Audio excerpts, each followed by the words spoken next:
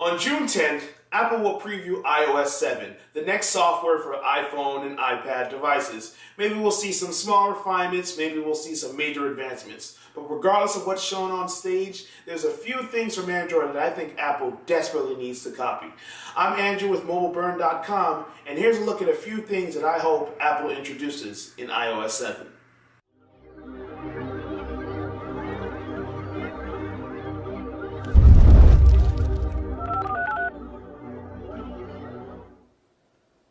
When you take a photo on iOS and then you go into the Gallery app, your sharing options are pretty limited, or very limited, I should say.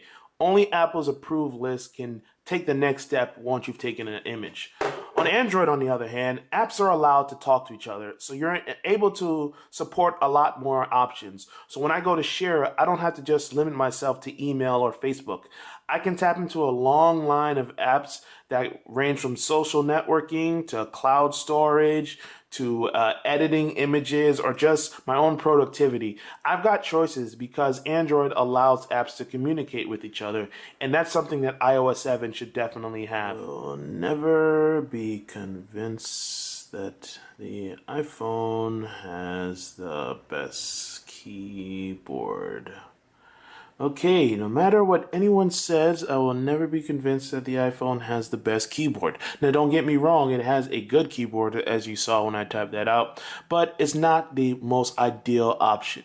You want to talk about options? Let's talk about the options that Android has. One of them is SwiftKey, the best keyboard that's ever invented. Yes, I said it. This is great because it uses text prediction, and so as soon as I type in Andrew, it knows you might mean Sullivan or Jackson, you know, some famous people. But when I type K, it says, hey, he's probably typing Kamika, his last name.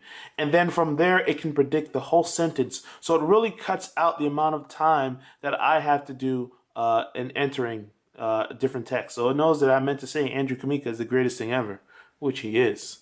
I don't have the luxury of changing out the iOS keyboard. I don't have the luxury of swapping out the lock screen. These are things that you can easily do on Android that you can't do on iOS, and it's rather disappointing.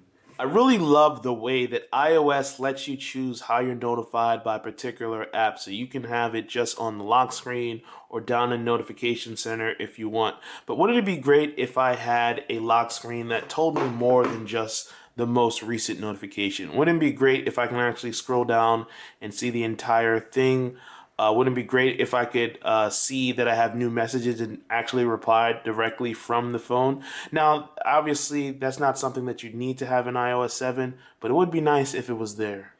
And while we're on the subject of notifications, what does a guy have to do to get some shortcuts in the notification drawer? Every time I want to turn on Wi-Fi or Bluetooth, I have to go into the settings and go individually to do it. It's just not the most convenient. On Android, I don't have to worry about that. It's pretty much built into every Android device. All I have to do is swipe down if I want to turn on Wi-Fi, I tap on it. Bluetooth, GPS. Some of the newer phones even allow you to customize which of the settings appear there. So I'd love to see that in iOS 7. I like that iOS puts little badges on your icons to let you know which apps you need to tend to. But at the same time, every time you open your phone, it's the same row of icons. It'd be nice to break up the monotony or find new ways to display information, and you have that option with Android. Here on this HTC One, I have widgets. So if I want to search, I've got the search button always present. If I want to call a friend, I have my favorite contacts listed here because of this widget on my home screen. So it's not just me going into an app and then doing something. I have the option of creating a really customized experience.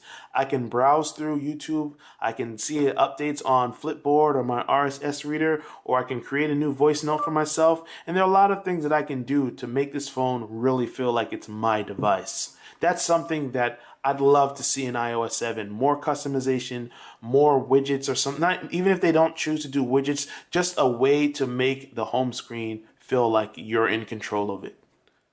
The likelihood that all or any of these features will appear in iOS 7 remain to be seen, but a guy can hope, right? So this is what I hope to see when Apple takes the stage soon. Let me know what you think iOS 7 needs on the software level to really take things to the next level.